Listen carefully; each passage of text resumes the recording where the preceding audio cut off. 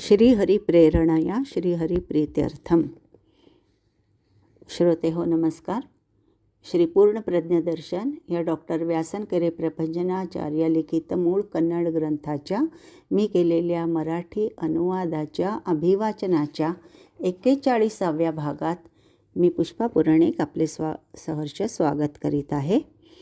श्री गुरुभ्यो नमः. श्री हरये नमः. व्यासाय भवनाशाय श्रीशाय गुणराशये वृद्ध्याय शुद्धविद्याय मध्वाय च नमो नमः. अभ्रमं भंगरहितं अजडं विमलं सदा आनंदतीर्थमतुलं भजे तापत्रयापहम्. आजचा मुद्दा आहे सत्यतीर्थांचे संरक्षण. श्री पूर्णप्रज्ञांचे पुढील प्रयाण हिमालयात होते. बद्री क्षेत्र जवळ येऊन ठेपण्याची ती वेळ होती. तेथे एक राक्षस वाघाच्या वेशामध्ये त्यांच्यावर आक्रमणासाठी सज्ज होऊन प्रतीक्षेत होता. राक्षसी बुद्धीचे एकच ध्येय विनाश घडविणे. त्यासाठी केवळ वेशांतर पुरेसे होते. येथेही त्या राक्षसाने तसेच केले होते. वाघाच्या वेशातील त्या राक्षसाने श्री मध्वांसोबत प्रवासात असणाऱ्या त्यांच्या शिष्यांवर झडप टाकली.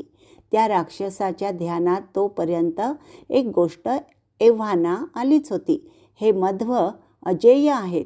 कोणत्याही दैत्यशक्तीचा प्रभाव त्यांच्यावर होणे शक्य नाही. त्यांच्यावर आक्रमण करणे म्हणजे स्वतः मृत्यूलोकी जाणे होय. म्हणून त्याने मध्व शिष्यातील अग्रेसर असणाऱ्या श्री सत्यतीर्थांवर आपले लक्ष केंद्रित केले होते. भाष्याची प्रथम प्रत तयार करणाऱ्या त्या पुण्यशिलाला हातात देवांची पेटी घेऊन सर्वांपुढे ते चालत होते. सुरक्षित प्रवासाचे जणू हेच रहस्य आहे. त्यांचा संहार करण्यासाठी राक्षसाने त्यांच्यावर झडप टाकली. परंतु श्री मध्वांची दृष्टी परिपूर्ण होती.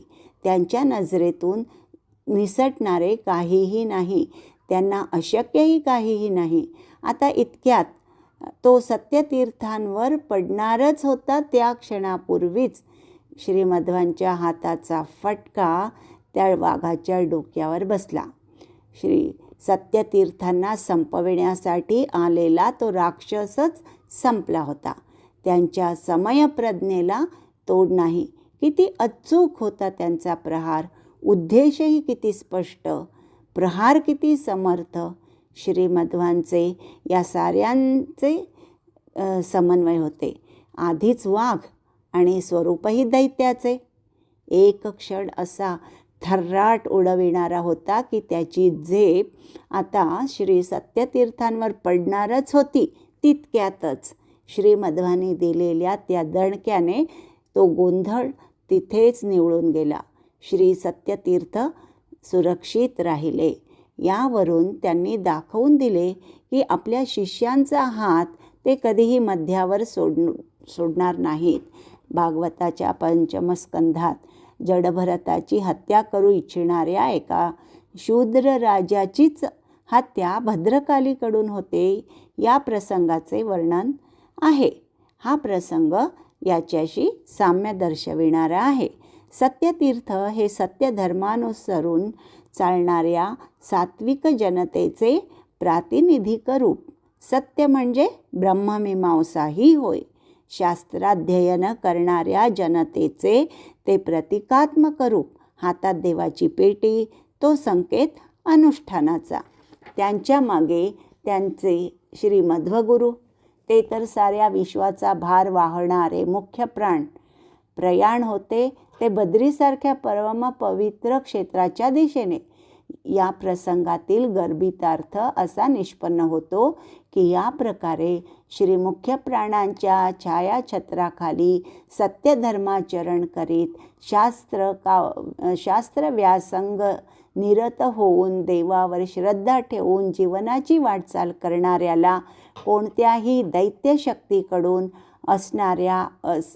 असणाऱ्या संभाव्य अपायातून श्री मुख्य प्राण सही सलामत सुटका करतात. शिष्यांना मात्र या प्रसंगाचे काहीही आश्चर्य वाटले नाही. आपले जगद्गुरू प्राणदेव आहेत.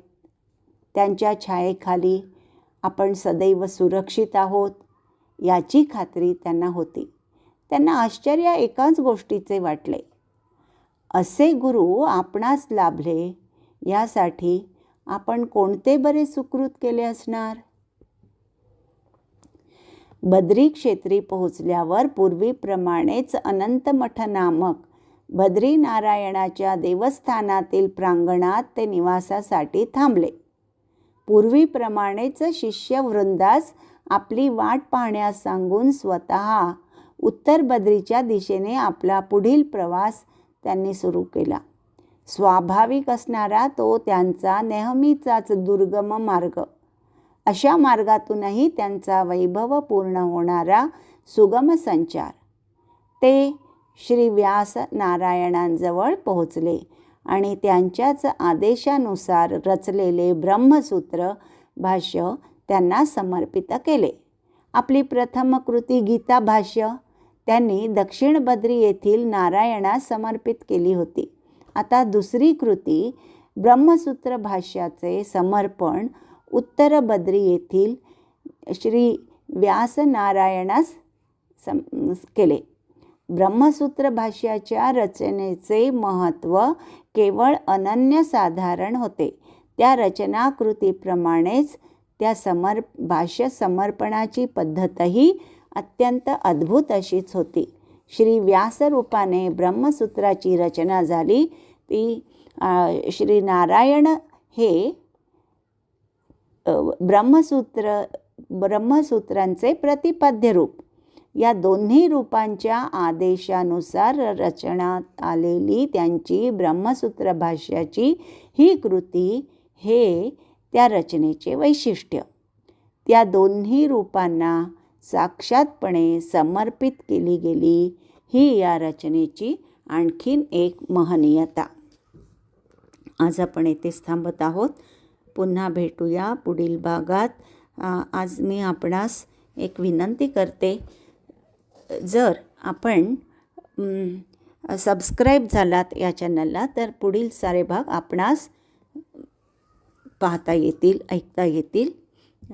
तो पुन्हा भेटूया पुढील भागात. तोपर्यंत धन्यवाद. नमस्कार. श्री भारती रमण मुख्य प्राणांतर्गत श्रीकृष्णार्पणमस्तु.